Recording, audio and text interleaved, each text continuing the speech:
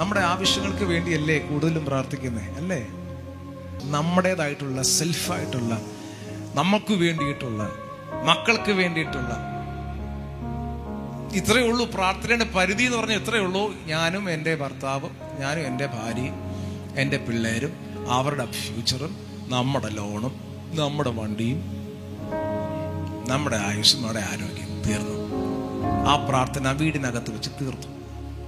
ചർച്ചിൽ എന്താ പോകുന്നേ? എൻ്റെ കുറച്ച് പ്രാർത്ഥന വിഷയം. എന്താ ഫാസ്റ്റിങ്? ആരെങ്കിലും ഫാസ്റ്റിംഗ് എടുക്കണമെങ്കിൽ പറയും, എത്ര ദിവസം ഫാസ്റ്റിങ്? 21. എന്തോ വിഷയം?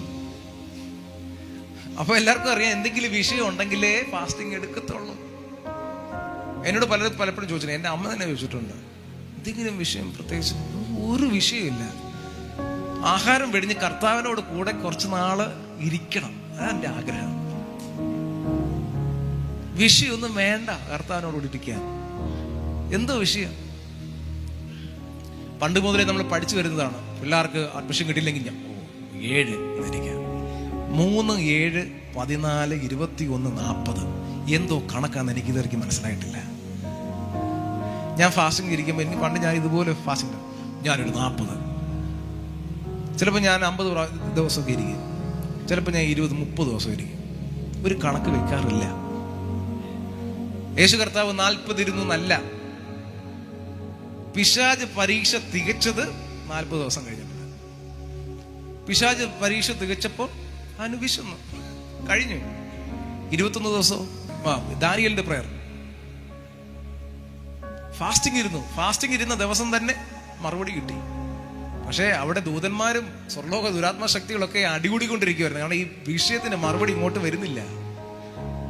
21 ദിവസവും അവിടെ യുദ്ധമായിരുന്നു. 21 ദിവസം കഴിഞ്ഞപ്പോഴാണ് മറുപടി കഴിഞ്ഞത്. അതിന് 21 ദിവസത്തെ ഉപവാസ പ്രാർത്ഥന. അപ്പൊ ഞാൻ ചോദിക്കട്ടെ, ഈ 21 ദിവസവും നിങ്ങൾക്ക് പിശാചിന് അടികൂടാൻ കൊടുത്തിരിക്കുകയാണോ?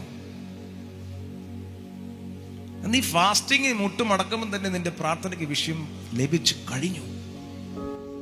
പിന്നെ 21 ദിവസം കർത്താവിന് കൂടെ ഇരുന്നോ? പിശാചിനൊരു പരിധി ഉണ്ടെന്ന്. ജീവിത അവസാനം വരെ നമ്മളെ തളച്ചിടാനൊന്നും പറ്റത്തില്ല. ഒരു പരിധിയും പരിമിതികളൊക്കെ ഉണ്ട്. ദൈവത്തിനാണ് ഈ പരിധി ഇല്ലാത്തത്. ആമേൻ. അതുകൊണ്ട് ഈ ദിവസങ്ങളിൽ 2026 എന്ന വർഷം നമുക്ക് വേണ്ടി കാത്തിരിക്കുക. ജനറൽസ് ആയിക്കോണം. ലോകം അറിയപ്പെടുന്ന അഭിഷിക്തന്മാരും അഭിഷിക്തമാരായി മാറണം. അതായിരിക്കണം നമ്മുടെ തീരുമാനം. എന്ന് യാചിച്ച് പ്രാർത്ഥിച്ച് കരഞ്ഞ് പാസ്റ്ററെ പ്രാർത്ഥിക്കണം, സഹോദരി പ്രാർത്ഥിക്കണം, ബ്രദറെ പ്രാർത്ഥനയിലെന്ന് ഓർക്കണം. സ്റ്റോപ്പ്. എന്തിനാ ഈ കിടന്ന് യാചിക്കുന്നത്? എന്തിനാ ബെഗ് ചെയ്യുന്നത്? മഹത്വത്തിന്റെ പ്രത്യാശയായ ക്രിസ്തുവിനെ കൊണ്ടു നടക്കുന്ന ഒരു വാക്ക് കൽപ്പിച്ചാൽ മതി, നിന്റെ മുമ്പിൽ തുറക്കും സകലതും. വില കൊടുത്ത് മേടിച്ചതാ. ഉപവസിച്ചും പ്രാർത്ഥിച്ചും പരീക്ഷിക്കപ്പെട്ടും ഇല്ലേ? ജീവിതാവസാനം വരെ പരീക്ഷിക്കപ്പെട്ടുകൊണ്ടിരിക്കാൻ കർത്താവ് പറഞ്ഞോ? ഇല്ല, കുറച്ച് സമയത്തേക്കേ ഉള്ളൂ. നാനാവിധ പരീക്ഷ അതൊക്കെ തികച്ച് നിങ്ങൾ പുറത്തു വന്ന് കഴിഞ്ഞു ഓൾറെഡി. വീണ്ടും പിശാച് പറയാ, അയ്യോ നീ പാപിയ, ഓ നീ കെട്ടപ്പെട്ടന. No, you are free already. നിങ്ങൾ സ്വതന്ത്രരാണ്, നിങ്ങൾ ഹാപ്പിയാ. പിശാചിന്റെ തന്ത്രമായത്. ദൈവത്തെ പോലെയാകും. ദൈവം അങ്ങനെ പറഞ്ഞു. ഇങ്ങനെ ചോദ്യം ചോദിച്ച് നമ്മൾ എന്ത് ചെയ്യും? കുരുക്കിക്കൊണ്ടേയിരിക്കും. യേശുവിനോടും സെയിം ചോദ്യം ചോദിച്ചു, നീ ദൈവപുത്രനാണോ? ഒന്നും മിണ്ടിയില്ല. ഹവ്വയോട് ചോദിച്ചു, നീ ദൈവത്തിന്റെ പുത്രിയാണോ? ആണ്. അതെ, ഈ വൃക്ഷത്തിന്റെ ഫലം കഴിക്കുന്നത് പറഞ്ഞാൽ എന്തോന്നറിയാമോ? നീ ദൈവത്തെ പോലെ ആകും. അതുകൊണ്ടാ ദൈവത്തിന് അസൂയ. ആണോ? തെറ്റിദ്ധാരണ കൊണ്ടിട്ട് നമ്മുടെ ഹൃദയത്തെയാണ് വഞ്ചിക്കുന്നത്. ഇപ്പൊ ഒന്നും കൂടെ ഞാൻ പറയാം, നിങ്ങളുടെ ഹൃദയത്തിലെ ആഗ്രഹങ്ങളോ നല്ല ആഗ്രഹങ്ങളൊന്നും പിശാചിന് പിടിക്കാൻ പറ്റത്തില്ല. പിശാചിന്റെ ആയുധം എന്ന് പറഞ്ഞാൽ നിന്റെ അകത്ത് സംശയം എന്ന വിത്ത് വിതയ്ക്കുക എന്നുള്ളതാണ് പിശാചിന്റെ തന്ത്രം. നമ്മൾ എപ്പോഴാണോ വായ കൊണ്ട് പറയുന്നത് അത് അപ്പോഴാ പിശാച് പിടിക്കുന്നത്. ചിലർ പറയുന്നത് നിങ്ങൾ വാഗ്ദത്തങ്ങളൊന്നും ആരോടും ഷെയർ ചെയ്യരുത്, ദൈവികമായ സ്വപ്നങ്ങളും ദർശനങ്ങളൊന്നും ആരോടും ഷെയർ ചെയ്യാൻ പാടില്ല. പ്രവാചകന്മാരൊക്കെ വന്ന് നിൽക്കുമ്പോൾ പാസ്റ്റർ അജിത്തൊക്കെ എന്നോട് കൂടെ പ്രവചിക്കുമ്പോഴൊക്കെ ഞാൻ എല്ലാവരും പോയിട്ട് പ്രാർത്ഥിച്ചാൽ മതി എന്നാണ് ഞാൻ പറയുന്നത്. എന്തിനാ യുദ്ധത്തിന് വേണ്ടി വീണ്ടും ഇറങ്ങുന്നേ? ഞാൻ മാത്രം കേട്ടപ്പോരെ. ചില വാഗ്ദത്തങ്ങൾ പിശാചി കേൾക്കും. പിശാചിനേക്കാൾ പേടിക്കണം മനുഷ്യരെ. ശ്യാം പാസ്റ്ററെ, ഈ ചർച്ച് മാറി ഒരു അസാധാരണമാകുന്ന ഒരു 10,000 പേര് അടങ്ങുന്ന ഈ കയറി ഇരിക്കത്തക്ക എന്തെങ്കിലും ഒരു ഭയങ്കര സ്റ്റേഡിയം ചർച്ച് തരാൻ പോവാ. അപ്പോൾ ഹല്ലേലൂയ എന്ന് എല്ലാരും പറയുമ്പോഴും പിന്നെ നടന്നത് തന്നെ. ഇവന്റെ അകത്തുനിന്ന് ഇങ്ങനെ നെഗറ്റീവ് ഇങ്ങനെ വന്നുകൊണ്ടിരിക്കും. ഇവനെ അടിക്കാനേ പിന്നെ സമയമുള്ളൂ.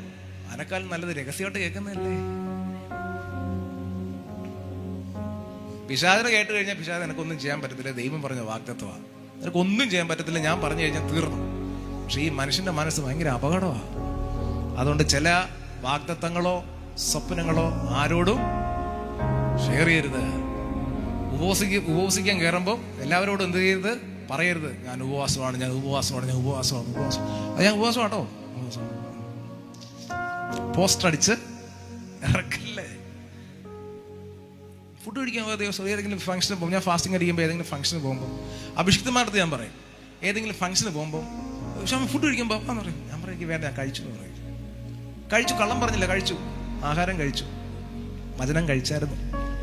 എൻ്റെ മനസ്സ് ഇതാ, ഞാൻ കഴിച്ചു. എൻ്റെ ആത്മമനുഷ്യനല്ലേ ഫുഡ്, ഞാൻ കഴിച്ചു. എന്തെങ്കിലും ഒരു ജ്യൂസോ എന്തെങ്കിലും ഒരു വെള്ളം കുടിക്കുക. എന്തിനാ? ഞാൻ ഉപവാസം കേട്ടോ. എന്തിനാ ക്രെഡിറ്റ്? മനസ്സിലായി പറഞ്ഞേ. ഉപവാസം ആകുമ്പം എന്തോ നമുക്ക് അകത്തിങ്ങനെ ഒന്നുമില്ല. കഴിവത് എവിടെയും പോകാതെ റൂമിൽ തന്നെ ഇരുന്ന് പ്രാർത്ഥിക്കുക.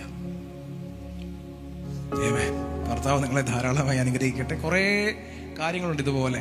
നമ്മൾ അറിയാതെ നമ്മുടെ ജീവിതത്തിൽ വരുന്ന ഒത്തിരി അബദ്ധങ്ങളുണ്ട്. അതൊക്കെ സമയമെടുത്ത് ഞാൻ വീണ്ടും വേറൊരു ദിവസം പറയാം.